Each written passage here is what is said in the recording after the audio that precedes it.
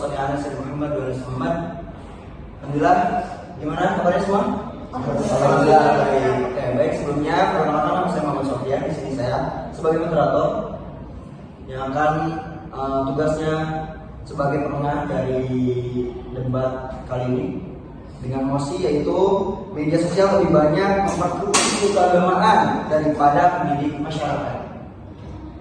Dari tim pro setuju nggak? Setuju. Ya, kalau dari kontra?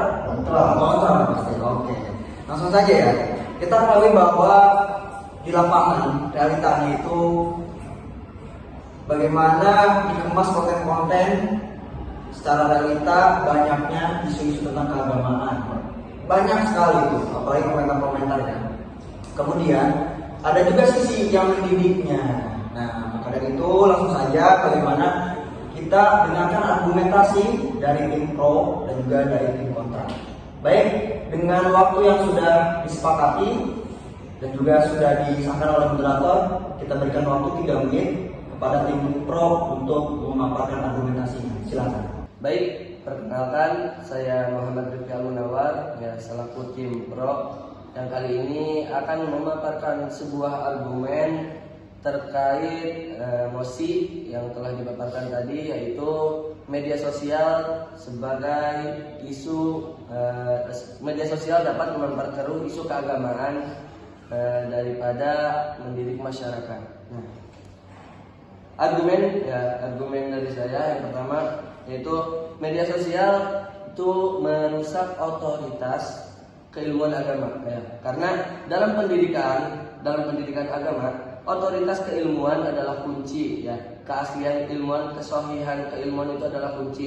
Namun media sosial itu menghapus batas antara ulama yang berkompeten dan figur tanpa kapasitas keilmuan. Nah, siapapun bisa berbicara atas nama agama. Siapapun bisa berbicara atas apa yang dia inginkan gitu, tanpa pernah memikirkan keaslian atau kesohihan daripada yang ia tampilkan di konten media sosial. Nah, sehingga dengan media sosial ya berimplikasi bahwa masyarakat tidak lagi belajar agama dari sumber yang sahih, ya, tetapi dari opini personal yang dikemas dengan simbol-simbol religius, ya.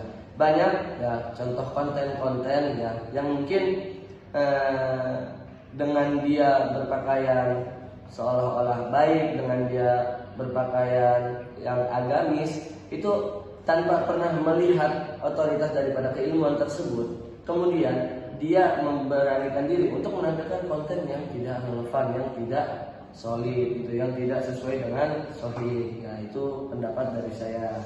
Baik, saya Puspa Yuni Praba akan menambahkan argumentasi dari teman saya Rifki Al-Munawar. Nah, di media sosial ini pada realitasnya lebih banyak memperkeruh isu keagamaan daripada mendidik masyarakat. Hal ini disebabkan oleh karakter media sosial yang mengutamakan viralitas dan kecepatan. Nah, isu keagamaan ini adalah isu yang sensitif yang membutuhkan pemahaman kontekstual dan keilmuan. Namun di media sosial, ajaran agama sering dipotong, disederhanakan, bahkan dipelintir menjadi konten singkat yang memancing emosi. Akibatnya, masyarakat lebih mudah tersulut kemarahan, merasa paling benar, dan menghakimi kelompok lain. Nah, oleh karena itu, alih-alih mencerdaskan umat, media sosial justru sering memperbesar konflik dan kesalahpahaman isu keagamaan. Baik, di sini menarik dari tim pro ya. Tadi ada memancing emosi ataupun memprovokasi. Oke, sekarang kita coba cek argumentasi dari tim kontra. Silakan kita kasih waktu 3 menit sesuai kesepakatan, dimulai dari sekarang. Baik, terima kasih kepada tim pro yang telah memaparkan argumen yang sangat menarik tentang media sosial itu memperkeruh isu-isu agama atau mendidik masyarakat. Kami sebagai tim kontra dan saya Yusuf Ahmad sebagai pembicara pertama akan memaparkan argumen kami, dan kami telah membuatkan 3 poin beberapa. Yaitu yang pertama tentang di mana dunia ini telah masuk ke dalam era digital 5.0, di mana teknologi itu berkembang secara pesat dan masif, dan seluruh manusia atau anak muda khususnya sebagai tujuan atau pusat yang untuk didakwahinya menjadi harus adaptif dengan teknologi itu dari umur 9 sampai 47 tahun. Dan di mana Poin pertama yang akan kami bahas itu adalah di mana para pemuka agama dahulu ada keterbatasan antara fisik tentang teknologi, dan dengan adanya teknologi itu dapat bisa mengembangkan pesan-pesan yang ingin disampaikannya secara lebih masif dan lebih heterogen serta menyeluruh, di mana ini adalah sebuah kemudahan dan sebagai pusat untuk mendidik, bukan memperkeruh isu-isu keagamaan. Dan yang kedua, di dalam media sosial itu ada fitur komunitas, yaitu fact checker, di mana itu fitur itu mengecek bagaimana apakah konten yang disampaikan atau pesan-pesan yang disampaikan oleh si pengguna sosial media itu apa itu fakta atau hanya sekedar fiktif. Jadi ketika ada konten-konten fiktif itu akan di take down, dan apabila ada yang memperkeruh agama atau yang menimbulkan konten-konten kontradiksi atau yang provokatif, pasti akan di take down oleh media-media sosial karena sudah ada fitur-fitur itu tersebut. Perkenalkan, nama saya Asyifa Maulida Rahma. Di sini saya akan memperkuat argumen dari rekan saya Huzaifah Ahmad. Nah, di sini menurut saya pernyataan dari tim pro itu terlalu menyederhanakan masalah. Nah, karena kenyataannya media sosial ini justru banyak berperan dalam mendidik masyarakat soal agama. Nah, salah satunya media sosial ini mempermudah orang dalam belajar dan memahami agama. Nah, pertama, media sosial ini membuat belajar agama itu jauh lebih mudah. Nah, sekarang orang bisa belajar agama cukup dari HP. Ada ceramah, kajian singkat, tanya jawab agama, dan juga bahkan kelas online. Nah, banyak orang yang sibuk kerja atau sekolah tetap bisa belajar agama tanpa harus datang ke tempat-tempat tertentu. Nah, ini jelas menunjukkan bahwa media sosial itu memberi manfaat besar dalam pendidikan keagamaan. Sekian. Waktu masih banyak, apakah ada yang ingin disampaikan lagi? Tidak, terima kasih. Oke, baik. Langsung saja kita lanjut saja ke sesi berikutnya, yaitu diberikan waktu 4 menit untuk saling menyanggah dari tim pro dan tim kontra. Sesuai kesepakatan 4 menit. Silakan kepada tim pro untuk menyanggah apa yang sudah dipaparkan dari tim kontra. Silakan. Baik, saya akan menyanggah daripada pemaparan yang telah disampaikan daripada tim kontra. Ya.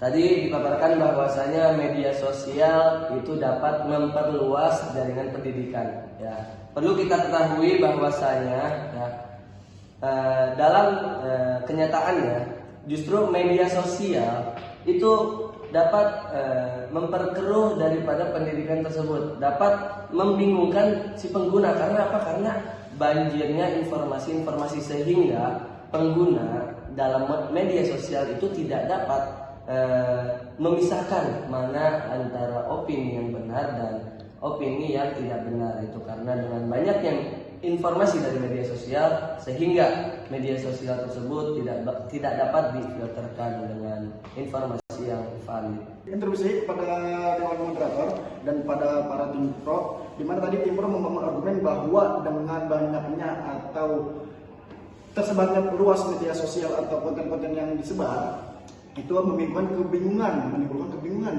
di mana para penerima pesan itu memilih pesan yang benar atau pesan yang hoax. Tapi mereka lupa kalau kebingungan adalah tahap awal dari proses belajar, di mana direspon pada studi tahun 2024 di Kondigi itu terhadap riset menunjukkan bahwa meskipun 95,5% pernah melihat hoax keagamaan, tetapi sekitar 64,2% pengguna kini lebih memperhatikan dan mengecek kebenaran berita yang mereka terima sebelum membagikannya. Dan dari sini kita dapat simpulkan bahwa argumen dari tim pro adalah argumen yang salah dan dapat dibantah, karena pada saat ini masyarakat penerima pesan itu telah memiliki intuisi yang benar dan serta objektif, di mana mereka tidak menerima pesan dengan asal, tapi mereka bisa memilih mana pesan yang benar dan mana pesan yang tidak harus diambil serta dipelajari. Terima kasih. Interupsi, saya menolak bantahan dari tim kontra karena meskipun media sosial memiliki potensi edukatif, tetapi dampak realitasnya yang paling dominan saat ini adalah media sosial itu memperkeruh isu keagamaan. Dari statistik perbandingan konten data dari riset Yayasan Rawamangun Mendidik atau YRM menunjukkan angka yang cukup memprihatinkan terkait porsi pemberitahuan pendidik. Di isu pendidikan hanya menyumbang sekitar 0,0024% dari total artikel di 8 portal berita besar di Indonesia sepanjang tahun 2025. Sedangkan isu keagamaan atau isu sosial, meskipun tidak ada angka tunggal untuk agama, secara general, tren menunjukkan bahwa konten religi dakwah, gaya hidup halal, hingga isu sensitif seperti penistaan atau intoleransi mendominasi ruang publik. Sebagai gambaran sekitar 73,7%. Terima kasih. Interupsi, saya ingin memperkuat argumen dari rekan saya. Menurut saya kita perlu melihat dahulu apa kata data penelitian yang sebenarnya. Nah, dalam banyak studi akademik yang ditunjukkan justru bahwa media sosial juga punya potensi besar untuk mendidik dan memperkuat pemahaman agama, bukan sekedar memperkeruhnya. Nah, misalnya banyak penelitian yang menunjukkan bahwa media sosial ini bisa jadi sarana penting untuk menyebarkan pendidikan agama dan informasi nilai-nilai keagamaan yang benar, karena platform seperti YouTube, Instagram, ataupun WhatsApp itu memungkinkan konten keagamaan tersebar secara luas dan juga cepat di berbagai kalangan masyarakat, terutama di generasi muda.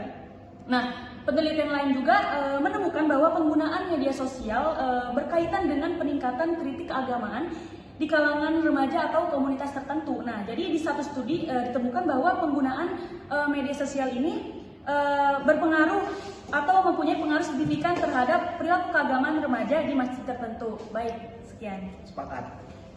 Baik, tadi sudah sesi sanggahan. Selanjutnya kita lanjut ke sesi kesimpulan daripada masing-masing kedua belah pihak sekaligus menutup.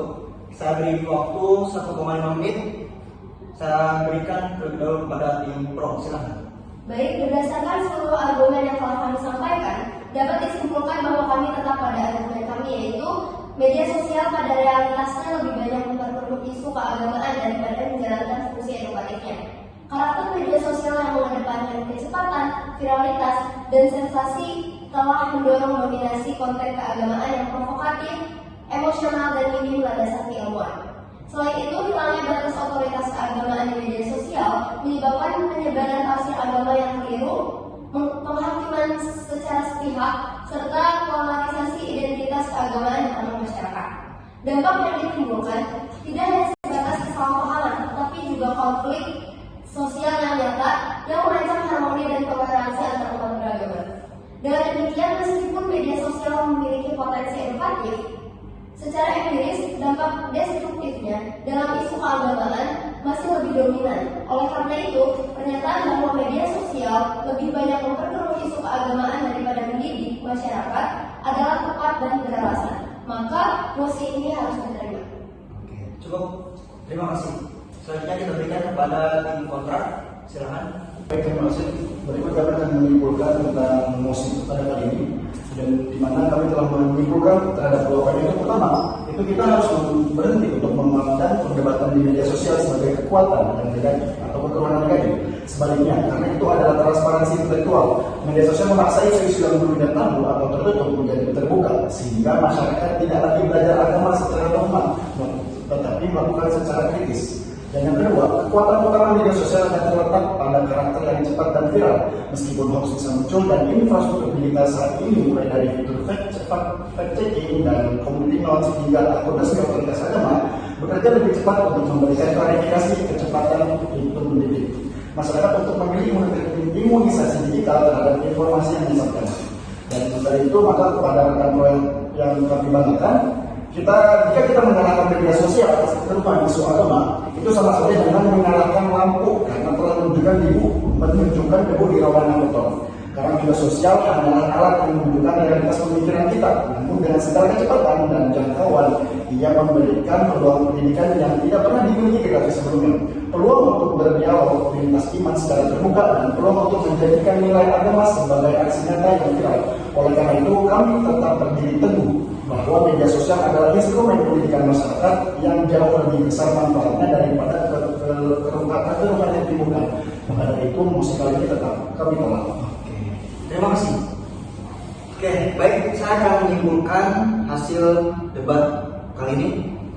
Bagaimana kesimpulannya bahwa media sosial itu ada dampak positif maupun dampak negatifnya. Dengan demikian bahwa isu-isu keagamaan itu banyak, tetapi juga banyak juga konten-konten yang mengarah kepada mendidik masyarakat. Dengan demikian, mosi kali ini maupun argumentasi dari kedua belah pihak bisa sama-sama diterima. Oke, baik, terima kasih. Saya selaku moderator Sofyan. Kita telah selesai bahwa debat kali ini cukupkan. Apakah kedua belah pihak menerimanya? Gimana? Terima? Oke, terima ya. Cukup, kita cukupkan. Saya selaku moderator, mohon maaf bila ada kata-kata yang salah. Kita cukupkan dan cukupkan. Assalamualaikum warahmatullahi wabarakatuh. Waalaikumsalam warahmatullahi wabarakatuh. Terima kasih. Oke, jangan lupa jargonnya untuk kaifiah mujadalah. Ada yang tahu? Oke, kita coba ya. Kaifiah mujadalah.